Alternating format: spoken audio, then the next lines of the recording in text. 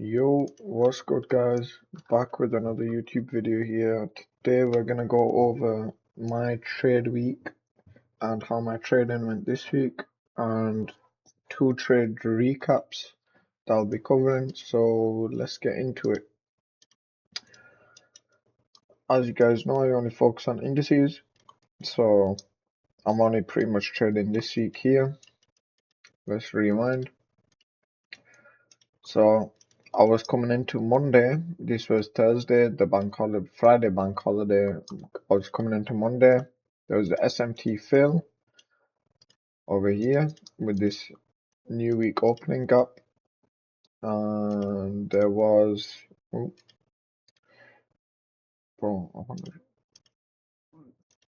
we were rejecting this new week opening gap as well here. We were rejecting this. So this had me to believe that we were going to go to this high here and eventually this high. Technically, this high is just internal to all-time highs, so all-time highs would be the target here. If I measure this out here, boom. It's only 120 points, that's not a lot. We can easily make that in one day. So that was my analysis coming into the day. And originally this day, I didn't trade this day, but I'll show you my thought process.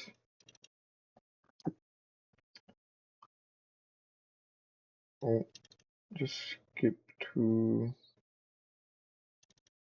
yeah, here we go. So we formed a C2 over here, we swept this out.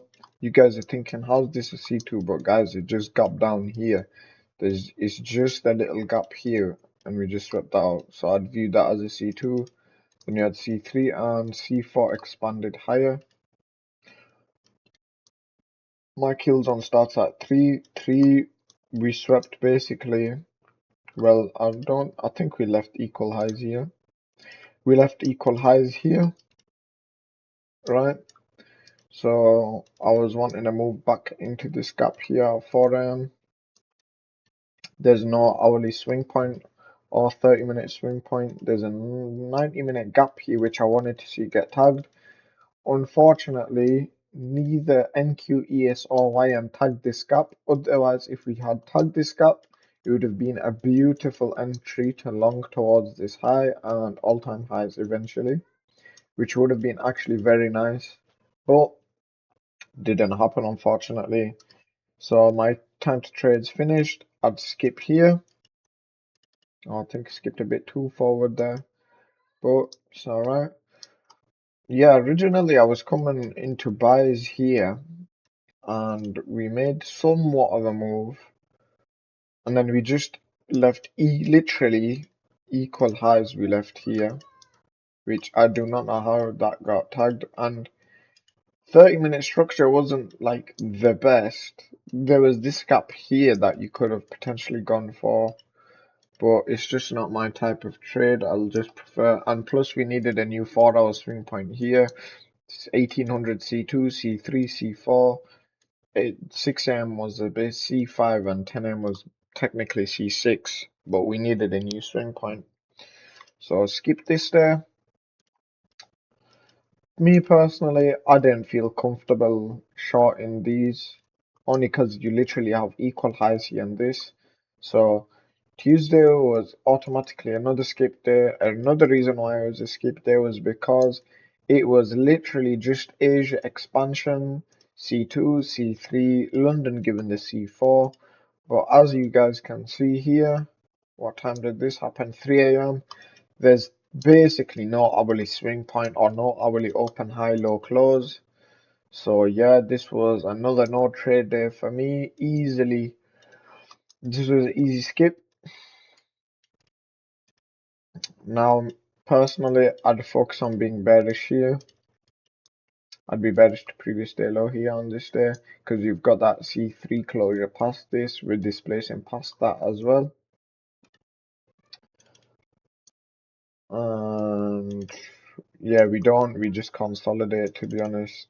Yeah, we just do some next thing. Back to the trade recap anyways. I don't think I traded Thursday, I'm not sure. We did create this gap though, but here's the thing. We have, what do we have here? Turn on my indicator. We've got an order block here. We've got an order block and we have a C2 closure within this order block here. I'd want to see C3 up to these highs, but here we've got a daily gap over here. I want to reassess the reaction that we're going to get. Now, I'm thinking buys here, which is completely valid. This is buys completely valid, right? I don't know why there's an SMT showing there, but just take this off for now because it's bugged. But yeah, we've got a gap here. We've got a C2 closure within the gap. I know a few people that traded this and it was super clean, just not my time session to trade. You could have traded this. Personally, I'm gonna wait for 3 a.m. and 3 a.m. there is no gap fill here with 2 a.m.'s low. Yep, no gap fill. We've took out this relevant high over here. We've took out this relevant high because the distance from there to there is quite large, or even from there to there, to be honest. Like from how many points is that? 500 points, that's quite a lot. 550 points actually, that's a lot of points. So this would be a relevant swing in my opinion. I'd skip this London session because the drawn liquidity is already been met, so I'm not gonna really force anything. And here I skip 2 a.m. If I take a look at hourly structure here, I skip over here, boom. Right here, it's like if we're gonna go past this high, you're gonna see expansion, retracement, expansion, but you're not getting, you're just consolidating here. Now, what happens is, if you guys might be thinking, oh no, but you got a protected low of day here, which is true. This is a protected low of day. Actually, wait, no, never mind. My bad, sorry guys. This is your protected low of day technically, right? Because you open low, then high, you entered the daily fair value gap. Now you want to reassess using the phases of price. Alright. Personally, I think there was SMT at this daily gap, if I'm sure, which was, yes, there was SMT over here with this daily gap. Delete that for a second. Boom. SMT at this daily gap. No H4C2 closure as of right now. No. But there is an SMT at previous candles high over here. I'm gonna skip to 8 a.m. Actually, wait, sorry guys, my problem. 1 second. So I took this trade here, but I exited for a 0.5 RR loss. Only reason being was that I didn't see news, and I should have trusted this, which is actually my fault. So if I take a look here, actually wait 1 second, stay on the hourly because not everyone's got the 90-minute. I want to see an SMT with here, I think, which we got at 2 a.m.'s long. Did we get any? No, we didn't. Okay. But if I'm using correlated structure from ES, ES is respecting just, well, technically not respecting, but it's inside an FVG, so same logic applies over here on NQ. Ideally, I wanted to see this gap fill, but we get a sweep over here. We've got the C2 closure there, 4-hour profile. We've got a C2, C3, C4 back to London high. If I go on to the 5-minute, we're trading an hourly C3 as well. Turn on the indicator, should mark everything out. Yep, There's even SMT there as well. Personally, actually, we've got this C2 closure here with the 5-minute CSD. Now we want to see an open low, high close within the next hourly candle. Okay, this was my entry over here. I took this, simply just targeting London highs there for 2.4 hour. And we come back down into drawdown. And here is where I realized that news was inbound. So I exited my position at the close of this candle. And only for news to go and take my target. So this was my fault. I should have either accepted my fate or I should have not. I should have just traded after news. Completely fine because I've learned my lesson now. But here's that. So you got 5-minute CSD there. You got another 5-minute CSD there as well. And simply just take your entry there. Stop loss at this swing low. Target London session highs for 2.4 hour. If you had held, which I do know quite a few people held, this would have hit TP, which was my fault. And if I believe that we just get 1,000-point dump from nowhere. Yeah, 1,000-point dump. So this was an easy skip day because, as you guys can see, drawn liquidity is basically taken. Nothing really to target. Actually, we've left equal lows here. Now, we skip Asia because that's just part of my protocol. So we've taken these daily relevant lows. Why are they relevant? From current price measuring to here, that's 800 points. That's a lot of points, if you ask me. So this law is relevant in comparison to this law. If we go on the 4-hour, Asia expansion, so can expect London either to reverse or retrace. Go into the hourly. Boom, what do we have here? London retraces into a 4-hour gap here, right? If you take a look at the hourly structure, there's also an hourly FVG there as well. Just highlight that. Now we've got our C2 closure over here. We've got our C2 closure there. Now what do I want to see? I want to see a 5-minute CSD within this candle and then trade the next 5-minute CSD continuation. Okay. Now this is our reversal confirmation here. This CSD, I want to trade the next CSD. Boom, we come up into this CSD here. And we close straight aggressively through, creating a gap there. As you guys can see, this is what a proper reversal signature looks like. You create gaps off of the reversal. You see that? And you displace aggressively. This is within my time zone or kill zone, if you want to say. 4:30, just in time. Me simply, I take my entry there, put my stop there, and I target the intraday low or Asia low for 6RR. If I let this run. Now you guys thinking, oh no, you could have trailed your stop there. Guys, I do not trail my stop there. The only reason being, if I take a look at 30-minute, yes, there's a C2 closure from this gap here. But if you guys can see, this is all just chop. You see these candles that are low volume. This just indicates to me that we're just going to go higher. If 6 a.m. shut down and we got aggressive closure, 1,000,000% I'd trail my stop to this high.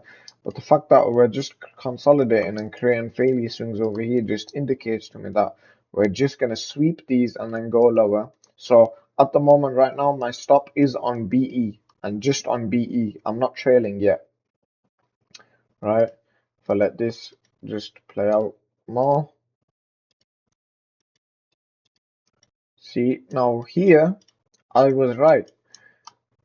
Look at the lower time frame, we're just consolidating. Boom. We sweep, take this high out, aggressive CSD. Now I can trail my stop loss because look, 8 AM, it's within my kill zone. I'll trail my stop to here. Apologize for that, guys. So I trail my stop to, oh, what was that? I trail my stop to this high here. So currently risk free. If I take a look at 30-minute, now we get this 30-minute C2 here. So this was another setup that you could have traded here. C3, C4. This was extremely valid. So what do? I go here. I wait over here. 1 second. So you've got your reversal CSD here, and boom, you get your continuation over here. I trail my stop. I move my stop from this high here to this high. So this is around 1.2 RR, so I leave my stop over here. And I expect 9:30 the driver to just distribute lower. And I don't think that we got that. Oh, went a bit too fast there. And yeah, as you guys can see, 9:30 we just end up chopping over here, which is absolutely just garbage price action. Our thesis was right though. We had a London retracement, because guys, remember, this isn't expansion. This is expansion met with retracement. Why is it retracement? Because you're not creating gaps, and it's not a V shape. If you guys can see this just indicates to me it's just a retracement. Like, yeah, you create this gap here, but what does this mean when you have this? Plus, there's no 30-minute or hourly CSD confirming that this is a reversal because it's up here. So this just shows that we got a retracement. We get our confirmation that we're going to go down. And yes, I also forgot, guys, that I also took another entry over here. As you guys can see, we swept these highs out here. I took an entry, well, I set a limit over here. So I just market executed around when it got to my limit. I set a limit there, and I was just targeting 2RR to these lows here. Just slightly past it, which is fine. And if I let 9:15 go, or 9:30, yeah. As you guys can see, 9:30 didn't do well. It literally left equal lows over here. I think I got tagged out BE at this point. Yeah, as soon as we got this 1 minute inversion over here, because we swept this low, then came back up, then inverse this gap here, I would put my stop loss to break even on this 15-minute position that I have. Well, this 15-minute position that I put on here, I put my stop loss to break even once we got this 1 minute inversion, because 9:30 shouldn't really take a long time to take profit, because if it is, then that just means it's showing chop. And I put my stop loss to break even. Realistically, I should have brought my stop loss from my original 6R position from here to here. Otherwise, I would have caught a 2RR. Well, I think to here. So it was my fault, but it's not end of the world, guys. And as you guys can see, we just chop this here. You don't want to trade this. This is horrible. Okay. And yeah, that pretty much sums up how my trading week went. We swept these equal lows. Now I am expecting some sort of either continuation lower or a reversal from this level coming into Monday. So coming into Monday, oh, Monday is actually no, the last day of the week's 30th of June. So yeah, Monday I'll probably come in looking for a reversal off of this level, some sort of SMT with previous day low. Same thing here. Actually, on ES it formed a C2 closure, but is there an hourly CSD paired with that? Let's see. Yes, but this CSD, I don't like this CSD. As you guys can see, it just takes a really long time for that. Unless there's SMT, which we do get here. So potentially, maybe this daily C2 will hold. I don't know for certain.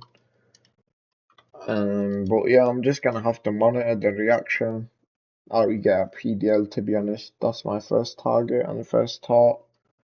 But yeah, guys, I hope my explanation and reasoning to my trades make sense, and I hope that all you guys have a good trading week for this week to come. See you in the next one.